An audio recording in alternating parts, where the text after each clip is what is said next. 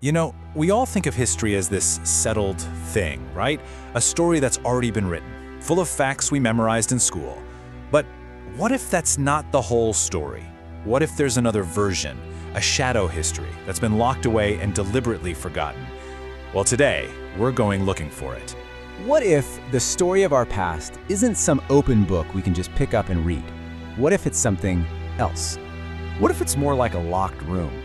A giant vault filled with truths so inconvenient, so explosive, that the people in charge decided we should never, ever see them. Today, we're going to try to pick that lock. All right, we're heading down into the vault. We're going to explore the kinds of truths that powerful institutions have gone to incredible lengths to keep buried. And let's be clear, this isn't about fun myths or legends. This is about deliberate manipulation. So when we say forbidden history, what do we actually mean? It's not just a spooky story, it's a process. It's about real events, real truths that are actively scrubbed from the record, hidden away in archives, or just plain destroyed, all to push a certain agenda. Let's start in the first chamber of this vault, and it's a place you've definitely been before, the classroom. Because this is often where it all begins, by controlling what we're taught, and more importantly, what we are not taught. We've all heard this saying a million times, right? But let's really stop and think about it. It means that the people who win the wars, the empires that do the colonizing, they're the ones holding the pen. And with that pen, they don't just get to write their story, they get to erase everyone else's. And you can really see the difference right here. The official story we get is all about celebrated heroes, glorious victories, and noble expansion. But the erased truth? That's where you find the atrocities committed by those same heroes, the horrific human cost of those wars, the brutal reality of colonialism. One is a nice, clean story. The other is the messy, ugly truth they'd rather you didn't know. Okay, let's go a little deeper into the vault. It turns out history isn't just about erasing the past. Sometimes it's about actively shaping the present from behind a curtain. And that brings us to the murky world of secret societies. Now, names like the Illuminati or the Freemasons, they get thrown around a lot, often dismissed as just conspiracy theories. But the core idea here is that for centuries, highly organized, very secretive groups have had a major hand in shaping politics, economies, and even wars, all while staying in the shadows. And here's where it gets really interesting.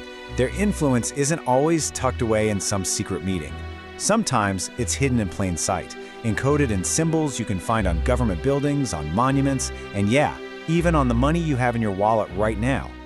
We've now reached the deepest, most secure part of the vault. This is where the physical proof is kept, the actual documents that were never supposed to see the light of day, and the records of experiments that were denied for decades. I mean, can you even imagine what's locked away in places like the Vatican's secret archives or in government files that are still classified? We're talking about papers that could completely rewrite major world events, lost letters that show the real motives of famous leaders, or maybe even proof of entire civilizations that have been just wiped from the map. But some secrets are much, much darker than old paper. The deepest, darkest corners of this vault hold the records of absolutely horrifying experiments that governments conducted on their own people, on prisoners, on soldiers, on civilians who had no idea they were being used as human guinea pigs. And whenever whispers about these things started to leak out, what was the response? Always the same. A flat, simple, officially denied. These real-life horrors were pushed into the world of fiction, buried under layers of government lies. So, this all leads to the biggest question of all, doesn't it? Why? Why go to all this trouble? Why hide things, destroy records, and lie so completely? What's the end game here? Well, it pretty much boils down to four main goals, and they're all about one thing: control. First, you consolidate power by creating a heroic national myth. Second, you control the narrative to shape how people think and feel. Third, you manipulate the public by hiding past mistakes or crimes. And finally, you suppress dissent by making it seem like the way things are is the only way they've ever been. At the end of the day, that's what this is all about. It's control. Because if you can control what people believe about where they came from, you can absolutely control what they do today and where they're going tomorrow. It is the ultimate tool for power.